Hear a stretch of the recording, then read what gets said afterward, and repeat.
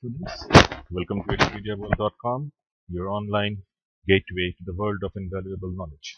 I am Dr. Shubhadeep Chakravarti and I shall be guiding you through the subject called financial management. Now, at the very onset, let's try to keep our discussion simple and let's try to understand precisely what financial management actually means. So, if you take a look at the slide, we can say that financial management is that part of the managerial activity which deals specifically with the planning, allocation, and controlling of financial resources of the firm. Let's revisit the definition once again. Financial management is that part of the managerial activity which deals specifically with the planning, allocation, and controlling of financial resources of a firm. If we take a closer look at the definition, we shall find that due emphasis has been given upon 3-4 things. To start off with, it is a part of the managerial activity. So it means that it is one of the key areas of the activities which the management is taking up on a day-to-day basis. It is a part of the managerial activity, and this particular activity specifically deals with the planning, allocation, and controlling. I once again repeat, this specific managerial activity taken up by the management deals precisely with the planning, allocation, and controlling of financial resources of a firm, or financial resources of a firm or any entity. So once again, students, financial management is that part of the managerial activity which deals specifically with the planning, allocation, and controlling of the financial resources of the firm. As I said, due emphasis has been laid down upon the planning, allocation, and controlling of no other resources but the financial resources of the firm. At this juncture, I would like to make it clear that although we are putting due emphasis only upon the financial resources, but later on we shall appreciate the fact that financial resources, the management of financial resources cannot be done into isolation. It cannot be done in isolation. Rather, the importance of managing the financial resources is so large that all the other allied managerial activities are deeply intertwined with the management or the efficient management of the financial resources, which we shall be seeing a bit later. Now, moving ahead, an in-depth knowledge of the nuances and intricacies of financial management helps business managers to take better decisions in the light of dynamic and unpredictable business environment. Now, once again, an in-depth knowledge of the nuances and intricacies of financial management helps business managers to take better decisions in the light of dynamic and unpredictable business environment. Now, again, the due emphasis has been laid down upon the point better decisions, because what exactly is the job of a manager? Why are managers appointed by the board? What is the role of a manager? If we discuss in a very lay terms, if we try to keep our discussion very short, simple, and crisp, let's try to first understand that what exactly managers are expected to deliver. What exactly is the role of managers? What exactly is the role of the CEOs or the CFOs? What are the chief operating officers? Why are they in the firm? We all know that they are representing the huge group of the stakeholders. Rather, we no longer live in an era wherein we focus ourselves only, or we restrict our focus only till the shareholders, but rather we talk about stakeholders on a larger perspective. Again, we shall be dealing with this a bit later. So managers are expected to act as a key link between the owners of the company as well as between the entire group of the shareholders. Managers are always expected to take such business decisions, whether for the short term, whether for the medium term, or whether for the long term, which are expected to be the best in the larger interest of the company as a whole.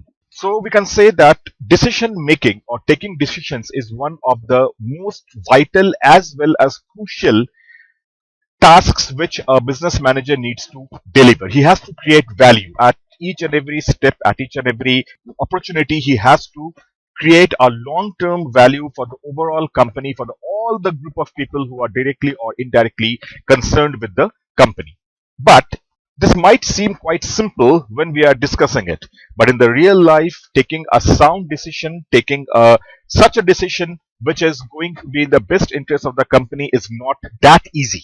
It is quite difficult. It is quite unpredictable. Why? Because we know that decisions are always taken keeping in view the future turn of the events. We cannot decide anything regarding the past. From the past, we can just draw some inspirations. We can learn what right we did in the past, what wrong we did in the past, so that we can try to improvise further whose effect should be shown into the future decision makings. So whatever the decisions the manager has to take, again, which is either for the short term, for the medium term, or for the long term, those decisions are futuristic in nature, and they are going to cast a long term impact, whether good or bad, upon the future of the company.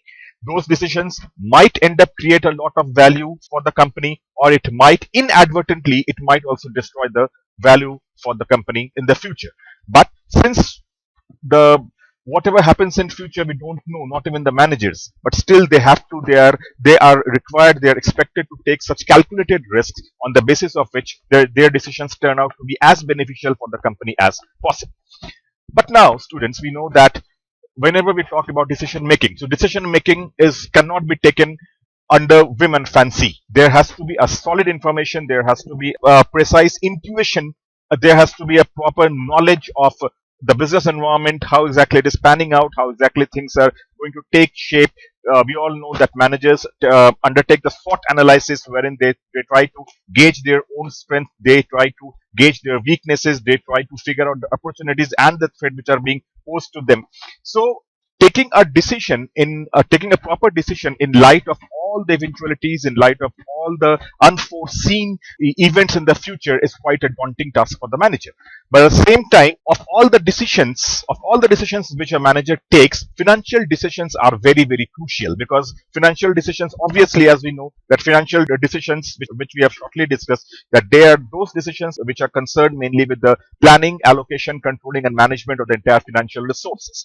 So taking a sound financial decision is highly imperative for any company to be able to create value in the future. So the study of financial management, the knowledge of the nuances, the knowledge of the intricacies of the future turn of the events for a manager, it becomes very, very imperative that he should know how exactly the events are going to pan out, so that he is being able to take a more informed decision in the future. Nowadays, students, one more thing, that the modern day business environment has become very challenging. The modern day business environment has become very daunting. It has become very, very demanding. Gone are those days wherein corporations used to operate within the cozy corners of a particular country, or within very predictable business environment. With the onset of the LPG era, which is an acronym for your liberalization, privatization, and globalization, in the modern day LPG era, the entire world has become a market. The entire world has turned into an ocean of opportunities. But along with the opportunities, there are also some inherent threats. There are certain challenges which are even much more complex, which are much more daunting, which are much more demanding, as they used to be, say, 15, 20 years back. So the modern day financial the modern day financial manager cannot expect to take, or to bank upon, or to take draw inspiration from all those decisions which used to be taken at those days, where the entire life of the business environment was very, very simple. Nowadays, whatever decision a financial manager is about to take or willing to take, he has to take into consideration a huge gamut of the unforeseen risk factors, underlying opportunities which he shall be thrown up, keeping in mind that his corporation is operating on a much larger global stage. So even at this stage also, a proper study, the proper knowledge of financial management aids the financial manager to take more sound, informed financial decisions, which eventually turns out to be in the best interest of the company.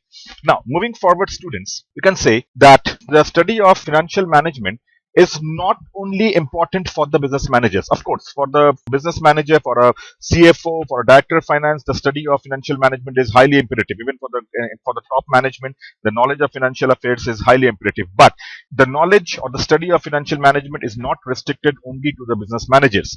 Rather, a huge group of students, researchers, people from different walk of life, from academic research, financial management has emerged as one of the very exciting branches of study which the students, researchers, and academicians are undertaking so that they can unravel the complexity, so that they can come up with more financial models with the help of which more complicated business decisions can be solved, it can be taken, some complex problems can be tackled with. Most important thing is that in the study, rather the beauty of financial management lies in the fact, as I already said, financial management cannot be studied into isolation. Gradually, it works out like this way, that the study of financial management encompasses within herself all the other operational areas of the management too. So the impact of a sound financial decision making, it is being very profound on the other functional areas also. So it cannot be said that, okay, if the financial management decision should be right and all the other decisions are there not supporting the financial management decision, such sound financial management decisions will be of no use if it is not working in sync with the other functional areas of the management. Now, moving ahead, let's try to understand this entire concept in a more crisp manner. We can say that the entire word financial management can be segregated into two parts. First is your financial plus management. We can easily say that the management of financial resources of a company is known as financial management. Let's try to make it even more simple, that the management of, or the process of managing the financial resources of the company is known as your financial resources. But a pertinent question comes to the fore at this juncture, that why at all financial resources of a firm should be managed. It is one of the most imperative questions which we should try to understand, that why exactly the financial resources of a company should be managed. What will happen if the financial resources are not managed, or they are squandered away, or the managers are not showing due diligence in managing the financial resources? What will happen? The answer to this lies in the fact that there are two aspects of managing the financial resource. There are two reasons for managing the financial resources. As you can see, number one, the financial resources are scarce in availability. Number one, I once again reiterate myself, the financial resources for any company, they are scarce in availability. It means that the supply of financial management is not abundant. In our daily lives also, we see that we always try to manage those aspects or those things which are in restricted supply to us. For example, we always lay due importance on managing our time. We always suggest that we should not squander time, we should not waste time. Why? Because we know that at our disposal we are having only 24 hours. We are not having a whale of a time wherein we can just squander it away, we can just waste it. No. We are having only 24 hours per day at our disposal, and the onus lies upon us how to make the best out of the 24 hours allocated to us. So in order to make the best possible effort so as to manage the limited 24 hours, we need to manage time, we need to prioritize our work, we need to prioritize our doings, so that all the work should be done within the given stipulated time. Same happens with the financial resources. The availability of financial resources, or the flow of the financial resources with any company, is not unlimited. Rather, it is restricted, it is limited. So the finance manager has to act upon the best possible way wherein he can be in a position to harness the limited financial resources in the most efficient manner. Secondly, in continuation, we can say that the financial resources do not come for free. The financial resources, whichever is available to the management, it is not coming for free. So now we are faced with two problems. Problem number one is that the financial resources are inabundant in supply. They are scarce in supply. They are scanty. There is no perennial source of supply of your financial resources. So financial resources are, number one, limited in supply, and number two, whatever limited supply of financial resources is available to the company, that very limited financial resources is costly. At the same time, they are not coming for free. It means the finance manager has to pay a cost so as to be able to harness the financial resources, rather harness the scarce financial resources which he or she is planning to raise. So what are the sources where from the financial resources can be raised? If we ask a very simple question, that what are the sources where from the financial resources can be raised? So some of the very common sources that cross our minds are that number one, it can be the own contribution from the savings, that is your owned capital. Number two, there can be some mid-term or long-term borrowings from your bankers, from the debenture holders, from creditors. Moreover, there is a supply of capital from the larger group of the shareholders known as your equity share capital. Secondly, there nowadays it is we are living in an era of the startups. We are living in the era of the venture capitalist, wherein a lot of new companies and a lot of startup companies, they are raising finance from investors. They're raising the finance from the venture capitalists. They're raising finance from the crowdfunding, etc., etc. So with the evolution, as I already said, that the world of business management is evolving on an everyday basis. So with the passage of time, with on a daily basis, since the world is evolving, the business world is evolving, new and new ideas are coming up, new and new kinds of companies are coming to the fore. At the same time, new and new sources of finances are also being available. But at this juncture, we should be very clear about the fact that it is the sources of finance which is coming up, newer sources are coming up, but that doesn't mean that a supply of money is going to be abandoned, and newer sources of or emergence of the new sources of finance do not guarantee the fact that now the finance manager is free to raise finances from any corners he feel like. He should not be imprudent with that. He should not be reckless with that. Agreed that new and new sources of finances are emerging, but at the same time, the terms and conditions are becoming more and more stiff from the end of the investors who are willing to put their money on a particular company. And so far the conditions are concerned, one of the most stringent conditions comes from the second part, which I've already discussed, that is known as your cost of capital, or technically which is known as the weighted average cost of capital. So it simply means, if we discuss it in a very layman's term, because in our successive chapters there's a particular topic dedicated to this cost of capital theory. So let's try to make ourselves very simple. How do we define the word cost of capital? It is a matter of common sense that whenever any investor who is having a supply of fund, he or she is willing to part away from the fund at his or her disposal only when he or she is being assured or guaranteed a return as a means of compensation and as a mean of his risk-free return during the time frame of the period for which he is parting away from his savings. Or it simply means that whenever an investor is willing to give his money to any company or to any person, he or she won't be giving it for free. He or she shall be asking for or looking for a return against the time frame for which he is away from his own money. So this return is technically either known as your interest or it is known as your dividend. But whatever the form is, whatever is the nomenclature is, whether it is an interest, whether it is a dividend payment, the finance manager who is willing to raise the money, who is willing to take the money from such an investor, he will have to return back the money to that particular investor along with a premium, either in the form of an interest or in the form of an dividend. So what is the basic difference between interest and dividend? Technically speaking, both the interest and dividend, they collectively, it is known as the cost of capital, or the cost of capital can also be defined in a very simple manner, that it is a cost against which the capital is being available or the capital is being raised. So cost of capital, technically speaking, it is that cost against which capital can be raised or capital can be supplied to a particular company.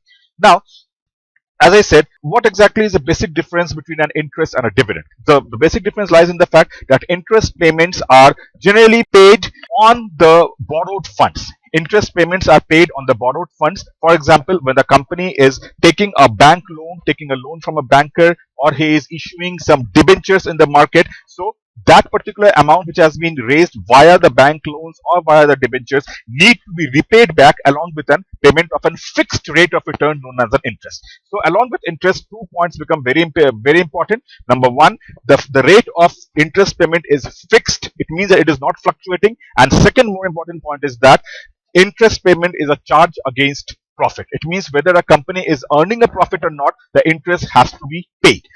The payment of an interest is not subjected to the availability of your divisible profits.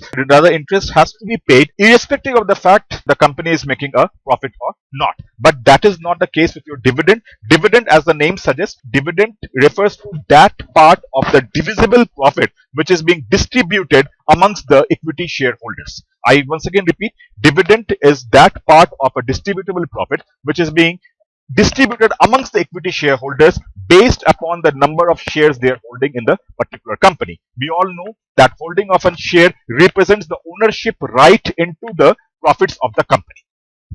While the interest payment, the interest holders or the debenture holders, they own a right on the assets of the company, whereas the shareholders, they hold a right on the long-term profits of the company. The only liberty which the finance manager has, the company has in the case of dividend payment, is that the rate of dividend is not fixed. Unlike interest payment, the rate of dividend is not fixed, point number one. And point number two, payment of dividend is not a charge against profit, it is an appropriation of profit. I once again repeat, students, unlike interest payment, the payment of dividends do not encompass or it do not entails any fixed rate of dividend payment. And number two, the payment of dividend is not a charge against profit, but it is an appropriation of profit. It means it is solely a managerial discretion to pay a dividend to the shareholders whether or not there is an adequate profit. Even if there is a profit, the manager might decide against payment of a dividend. On the contrary, even if a particular year the company has not made any profit, still the management can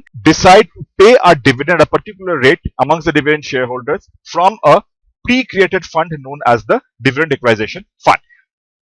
Again, I would like to say that a particular chapter known as your dividend policy has been dedicated upon this particular facet. But for the time being, let's try to keep our discussion crisp and short by saying that the payment of interest and the payment of the dividend, they are technically combined together. They are known as a cost of capital or a weighted average cost of capital, which assumes tremendous significance in the financial decision making process. Now, students, we should also try to understand that what are the uses to which the financial resources can be put into. What are the uses to which the financial resources can be put into? Till now, we have seen that why is it so very important for a company to manage her financial resources. We have seen that number one, the first point is that financial resources are scarce in supply, they are inabundant, and number two, they are coming against a cost known as a cost of capital. So they are scarce, at the same time they are costly. So it becomes highly imperative for the management to be very astute, to be very disciplined, or be very careful while harnessing the financial resources. But now again, another question comes to the fore, which says that what are the uses to which the financial resources can be put?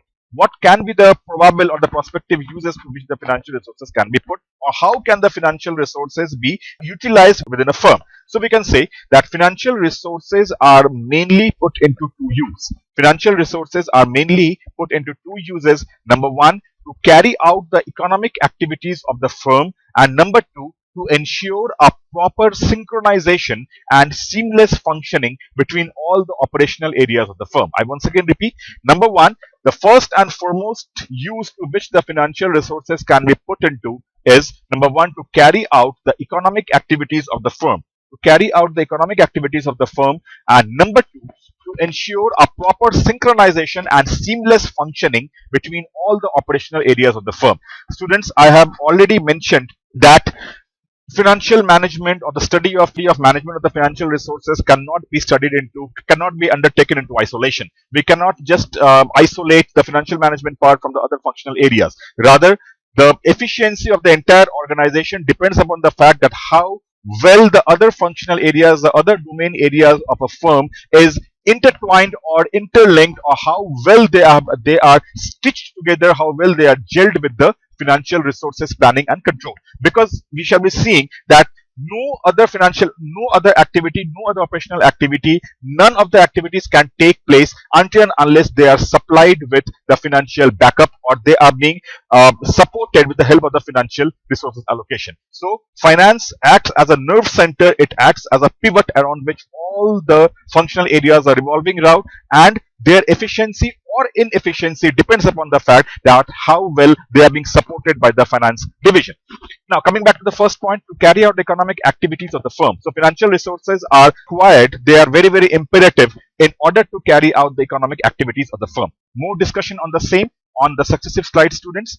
So, we shall be continuing with second discussion, wherein we shall be trying to discuss these 2 points in a more precise fashion. Thank you for listening to the Edupedia World videos, your gateway to your online gateway to the world of invaluable knowledge. Thank you.